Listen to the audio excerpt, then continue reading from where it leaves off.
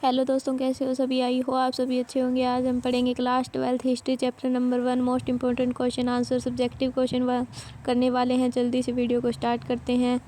ये क्वेश्चन बहुत ज़्यादा इम्पोर्टेंट है और जो मैंने यहाँ पे आपको क्वेश्चन दिख रहा होगा मैंने अथवा में लिखा है। ये इसलिए लिखा है क्योंकि पेपर में भी ऐसे पूछे जाते हैं। आपको दो क्वेश्चन ऐसे मिलेंगे देखने को, तो इससे आपको जो क्वेश्चन आपको आसान लगा वो उसमें से आपको चॉइस करके करना होता है। जो आपको प्रॉपर तरीके से आता होता है वही क्वेश्चन करना चाहिए। मैं आपको दोनों क्वेश्चन करवा रही हूँ जो इस चैप्टर के जो मोस्ट इंपॉर्टेंट क्वेश्चन है। यह क्वेश्चन करोगे तो भी आपको चैप्टर पूरा पढ़ने की ज़रूरत नहीं है। आपका नंबर 100 में से 100 आएंगे। मैं इस हिस्ट्री के हर चैप्टर की सब्जेक्टिव क्वेश्चन के मोस्ट इंपॉर्टेंट क्वेश्चन की वीडियो लेकर आऊँगी। चलो क्वेश्चन के आंसर को देखते हैं और आपको हर क्वेश्चन का आंसर बहुत ध्यान से देखना है क्योंकि आपको इस वीडियो में ही क्वेश्चन को याद हो जाना चाहिए। आपको बाद में रिवीजन करने की जरूरत है। मैं आपको ऐसे पढ़ाऊंगी कि आपके दिमाग में छप जाएगा और आप बस 10-15 मिनट की ये मेरी वीडियो देख लीजिए, आपके पेपर में बहुत अच्छे नंबर आएंगे। चलो वीडियो को स्टार्ट करते हैं। क्वेश्चन दिया हुआ है, मोहनजोदड़ो एक नियोजित शहर था। जो मोहनजोदड़ो था वो एक नियोजित शहर था। इसके आंसर है बस्तियों का विभाजन 2 भागों में। जो मोहनजोदड़ो में जो बस्तियां थी उसका जो विभाजन है वो 2 भागों में किया गया था। ऊपरला शहर और निचला शहर, जिसको ऊपरले शहर को द्रुग शहर कहते थे और निचले को निचला शहर। द्रुग में जो राजा महाराजा थे वह लोग रहते थे और निचले शहर में जो व्यापारी शिल्पकार आदि जो अन्य लोग थे वह रहते थे। आपको आप एक्सप्लेन में भी लिख सकते हैं और मैं शॉर्ट में भी लिखना चाहते हैं तो शॉर्ट में लिख सकते हैं। सेकंड पॉइंट है चबूतरों का निर्माण। चबूतरों का जो निर्माण है वह जो शहर बनते हैं उसके नीचे पहले चबूतरे बनाए जाते थे, उसके ऊपर दीवार चीनी जाती थी और ये चबूतरे पक्की ईंटों के बने होते थे। देख लो भाई, अगर आपने ये क्वेश्चन याद नहीं किए तो आपको भी ऐसे ही डंडे पड़ेंगे, इसलिए आप जल्दी से याद कर लीजिए और कमेंट सेक्शन में बताइए आपको आगे किस चैप्टर की वीडियो चाहिए। नेक्स्ट क्वेश्चन है, समान आकार के ईंटों का जो उनकी जो ईंटें जितनी भी हमें मोहनजोदड़ो से मिली है वह सारी एकदम समान आकार की मिली है। उनका आकार छोटा बड़ा नहीं था, वह एक आयताकार की शेप में ही मिली है। नेक्स्ट क्वेश्चन है, नियोजित जल निकास प्रणाली। जो वहाँ की जो जल निकास प्रणाली थी वह बहुत ज़्यादा अच्छी थी। वह लोग नालियों को पक्की ईंटों से बनाया करते थे। हर गंदे पानी के लिए पाइपें लगी होती थी बाहर जाने के लिए। उनकी जो जल निकास प्रणाली थी वो बहुत ज़्यादा अच्छी थी। नेक्स्ट पॉइंट है आवासीय भवन का निर्माण। जो वहाँ के जो भवन का जो निर्माण था वह बहुत अच्छे थे। भवनों को एक बहुत अच्छे ढंग से बनाया जाता था। बीच में आंगन, चारों ओर कमरे, रसोई, और वह अपने आप भवन को ऐसे बनाते थे ताकि बाहर का बंदा कोई घर में ताक शाक ना कर सके।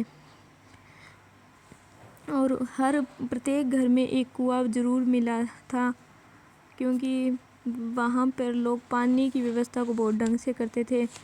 अगला है एकांत को महत्व। मतलब कि एकांत, मैंने आपको बताया कि वो अपने भवनों का भी निर्माण इस प्रकार से करते थे ताकि कोई बाहर का बंदा घर में ना देख ले। इसलिए वो हमेशा एकांत जो हो, उनका जो चीज़ जो पर्सनल थी ना वो उसको बहुत महत्व देते थे। वो अपनी पर्सनल चीज़ों को किसी को दिखाना, शेयर करना पसंद नहीं करते थे। नेक्स्ट पॉइंट है कुओं का निर्माण।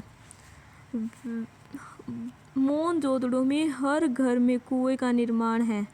हर घर में कुएं मिले हैं। लगभग 700 से ज़्यादा जो है मोहनजोदड़ो में कुएं हमें देखने को मिले हैं। वह कुएं को बहुत महत्व देते थे और वह कुएं को ना जो सड़क के जो किनारे पे जो कमरा होता था ना उसके अंदर वो कुएं बनाते थे ताकि कोई बाहर के बंदे को अगर प्यास लगी है तो वो बिना पूछे भी पानी पीने आ सके थे। और नेक्स्ट है दुर्ग मालो गोदाम तथा। जो दुर्ग शहर था उसके अंदर जो राजा महाराजा रहते थे वहाँ पे माल जो गोदाम होते थे वो भी वहाँ पे बने होते थे। उसके अंदर मालों को रखा जाता था। आई हो आपको ये क्वेश्चन बहुत अच्छे से याद हो गया होगा और ये 8 पॉइंट बिल्कुल आसान पॉइंट है। आपको ये लिख देंगे तो आपको जो 5 में से 5 नंबर पक्के मिलने वाले हैं और आपको आंसर पॉइंट में ही लिखना है। नेक्स्ट क्वेश्चन है, हड़प्पा सभ्यता की सबसे अनूठी विशेषता नियोजित जल निकास प्रणाली थी, इस कथन को स्पष्ट कीजिए। जो हड़प्पा सभ्यता की जो अनूठी विशेषता थी वह जल निकास प्रणाली ही थी, इसको हमें स्पष्ट करना है तो हम करेंगे। और नेक्स्ट क्वेश्चन और पढ़ लेते हैं, हड़प्पा सभ्यता में नालियों का निर्माण किस प्रकार किया गया था। नेक्स्ट क्वेश्चन पूछ लिया कि नालियों का जो निर्माण है वो किस प्रकार किया गया था। और तीसरा, एक ही आंसर को 3 बार घुमा घुमा के पूछा गया, देख सकते हैं आप। यह कैसे कह सकते हैं कि हड़प्पा वासी साफ सफाई को पसंद करते थे, मतलब कि आप वो पूछ रहे हैं कि ये कैसे कह सकते हैं कि हड़प्पा वासी साफ सफाई का। ये तीनों क्वेश्चनों का आंसर एक ही है और आपको बहुत ध्यान से देने हैं। ऐसे बहुत बार क्वेश्चन को घुमा घुमा कर पूछे जाते हैं, इसलिए मैंने आपको सारे क्वेश्चन दिखा रही हूँ भी एक क्वेश्चन को कितनी बार पूछा गया घुमा के। अब पॉइंट में आंसर देखते हैं। हड़प्पा सभ्यता की सबसे अनोखी विशेषता जल निकास प्रणाली थी। जो हड़प्पा सभ्यता की जो सबसे अनोखी विशेषता नहीं थी ना, वो जल निकास प्रणाली ही थी, क्योंकि वह जल निकास प्रणाली को बहुत अच्छे ढंग से बनाया जाता था।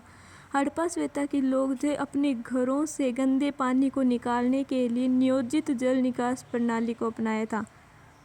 वह अपने घर को गंदा पानी निकालने के लिए नियोजित जल निकास प्रणाली को अपनाया था। वहाँ के लोग गलियों और नालियों को ग्रिड पद्धति में बनाया था, जो एक दूसरे को समकोण पर काटती थी। जो वहाँ की जो नालियाँ थी और वहाँ की जो सड़कें थी वो इस तरह बनी हुई थी कि वो एक दूसरे को समकोण पर काटती थी। वह ग्रिड पद्धति द्वारा बनाई गई थी। यहाँ इधर ऐसे सड़कें होती थी, सड़कों के किनारों पर नालियाँ बनी होती थी और वह नालियाँ और वह सड़कें ऐसे एक दूसरे को समकोण पर काटती थी।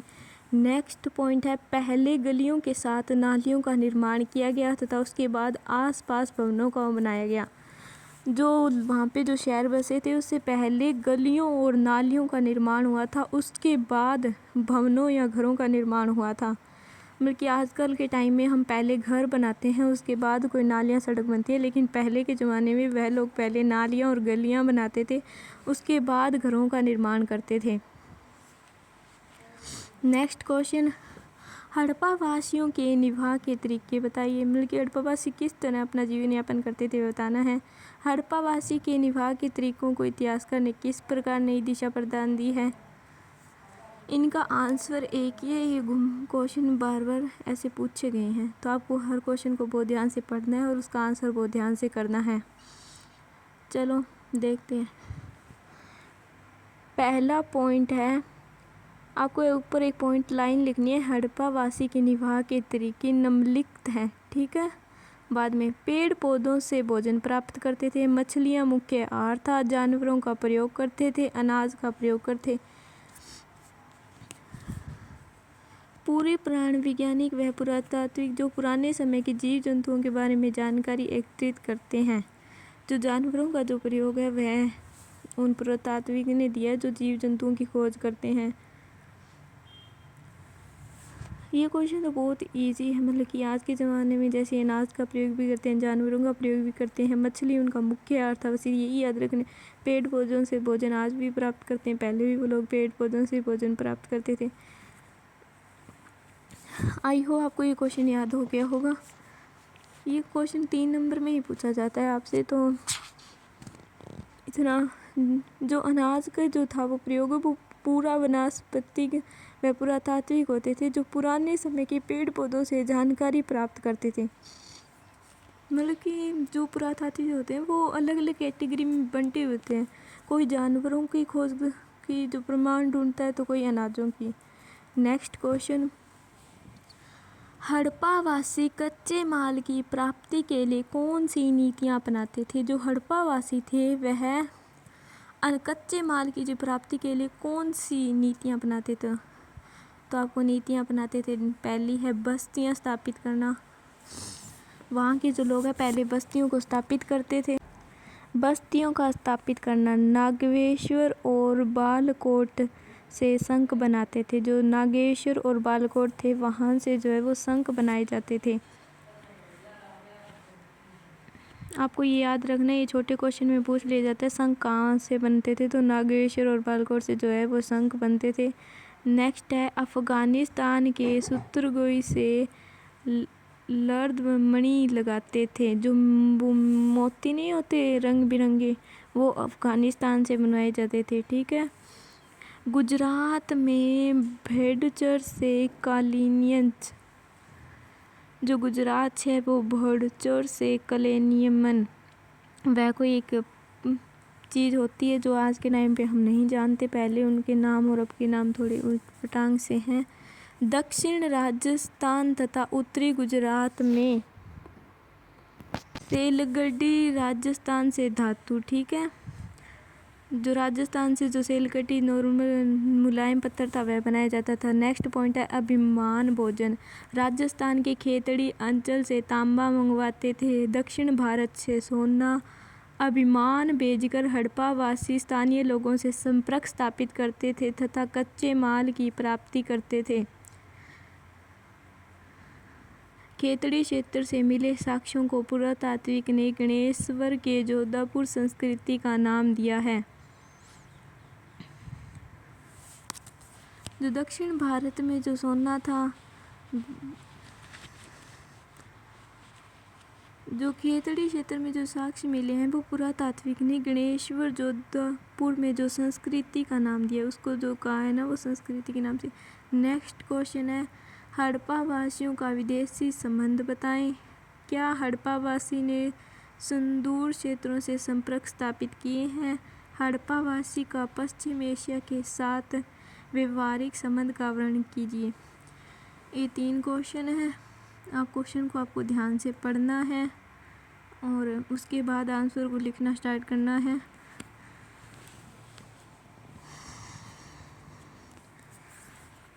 आपको आई हो आपको सारे क्वेश्चन समझ में आ रहे होंगे, कोई दिक्कत या कोई प्रॉब्लम नहीं हो रही है। चलो फिर जल्दी से वीडियो को अगले नेक्स्ट क्वेश्चन वीडियो स्टार्ट करते हैं।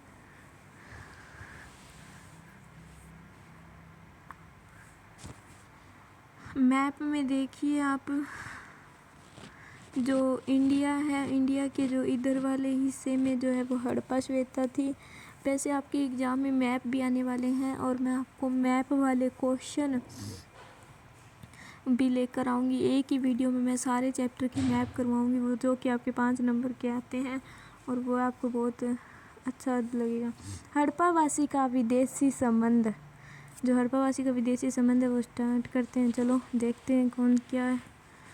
तांबा ओमान से मंगवाते थे, ओमान से मंगवाते थे, ये याद रखना है क्योंकि एक नंबर में पूछा जाता है कि तांबा कहाँ से मंगवाते, तो आपको याद रखना है ओमान से मंगवाते थे। ओमानी तांबे तथा हड़प्पाई तांबे में निकल के अंश मिले हैं जो इस बात की पुष्टि करते हैं। हड़प्पाई में तांबे के जो अंश मिले हैं उससे इस बात की पुष्टि थी। एक हड़प्पा मर्तमान ओमान से पाया गया है, जो एक हड़प्पा जो मर्तमान है वो ओमान से पाया गया है।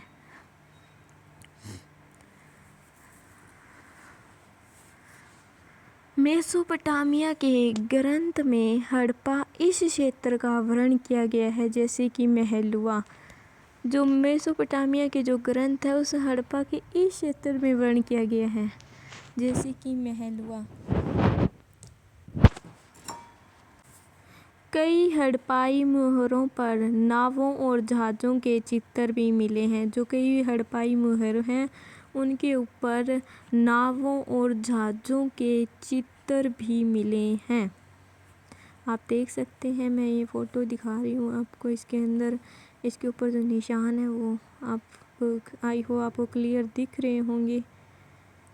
यह जो निशान है वह है इन चित्रों पे, वैसे वो चित्र बनाते थे पहले। चलो नेक्स्ट क्वेश्चन। हड़प्पाई लिपि एक रहस्यमय लिपि थी, क्या आप इस कथन से सहमत हैं? जो हड़प्पाई लिपि थी वो एक रहस्यमय लिपि थी, क्या आप इस बात से सहमत हैं? और नेक्स्ट पूछा गया है हड़प्पा लिपि की प्रमुख विशेषता बताइए। जो हड़प्पा लिपि की जो प्रमुख विशेषता थी वह बतानी है।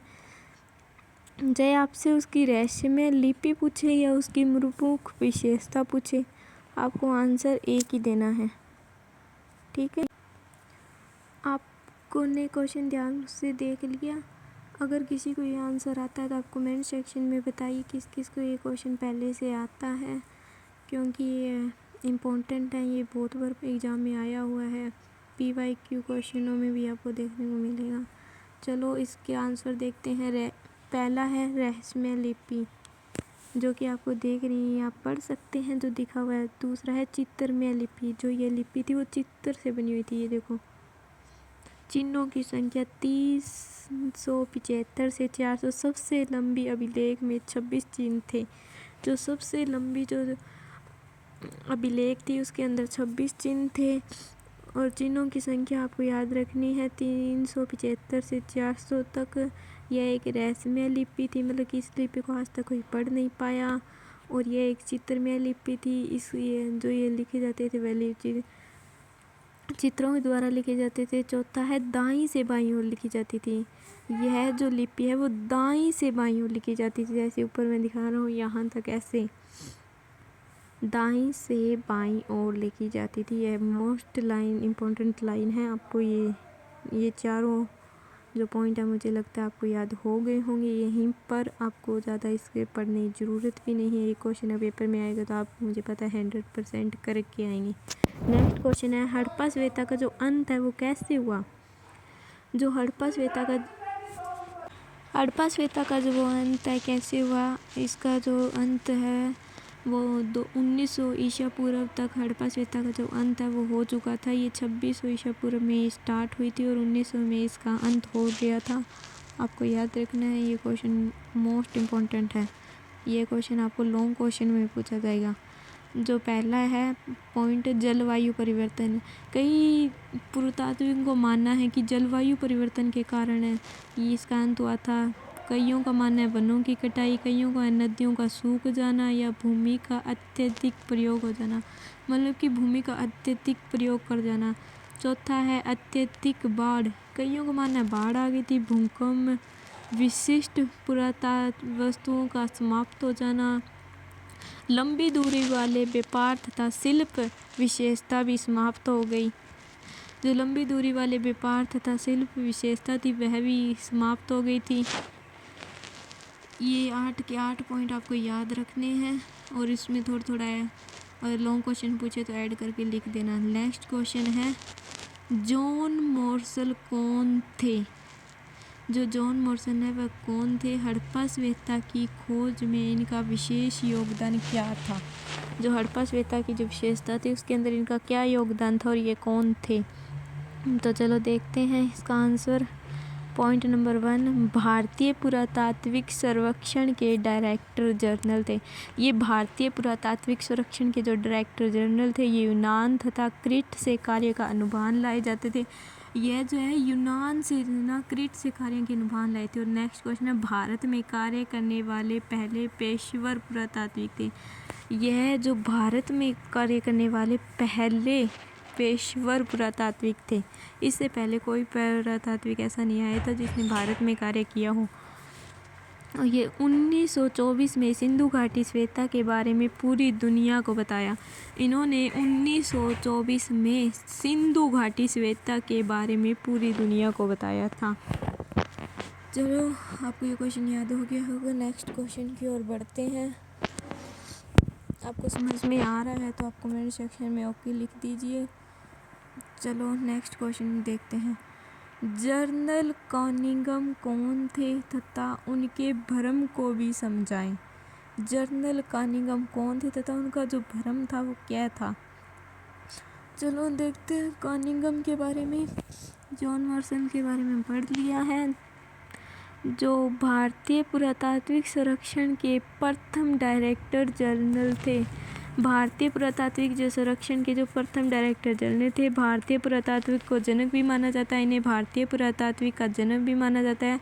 भारतीय इतिहास के बारे में जानकारी प्राप्त करने के लिए 2 क्षेत्र का प्रयोग किया गया था। 4वीं से 7वीं सदी में आए चीन बौद्ध तीर्थ यात्री के वृत्तांतों का प्रयोग, अभिलेखों का संग्रहण, इन्होंने अभिलेखों का संग्रहण भी किया था। और ये बुद्ध यात्री के बारे में बताया। कनिंघम का जो भ्रम था वह यह था कि भारतीय सभ्यता का विकास गंगा घाटी के आसपास हुआ था, ना कि सिंधु घाटी के आसपास।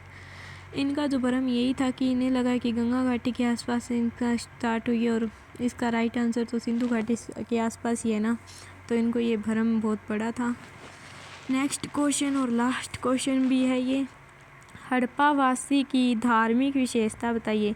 हड़प्पावासी की धार्मिक मान्यता, मर्त देवी की पूजा, शिव की पूजा।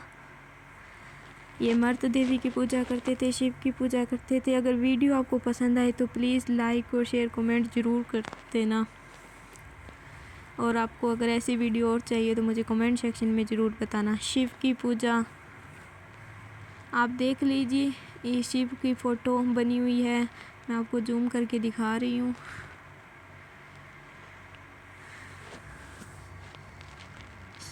नहीं हो आपको सब क्लियर दिख रही होगी ये फ़ोटोएँ, आपको ध्यान से देखिए और आपके माइंड के अंदर चित्र बना रहेगा तो आपको पेपर में आसानी से याद आ जाएगा। इन्हें मर्त देवी की जो पूजा थी ये बहुत मान्यता देते थे इस पूजा को। नेक्स्ट है प्राकृतिक की पूजा। हाँ, ये भी बहुत अलग सी पूजा है, मतलब कि प्राकृतिक की पूजा, ये मानते थे कि प्रकृति ही सब कुछ है, ये प्रकृति की बहुत पूजा करते थे। शिवलिंग की पूजा, शिवलिंग की पूजा तो आज भी करते हैं। इनके शिवलिंग की फ़ोटो आप देख सकते हैं, मैंने लगा रखी है स्क्रीन पर। चलो भाई, आज के लिए इतना ही, अब मिलते हैं नेक्स्ट वीडियो में। आई हो आपको ये सारे क्वेश्चन अच्छे समझ में आएंगे। वीडियो को लाइक शेयर ज़रूर कर देना। Okay, bye bye guys, bye.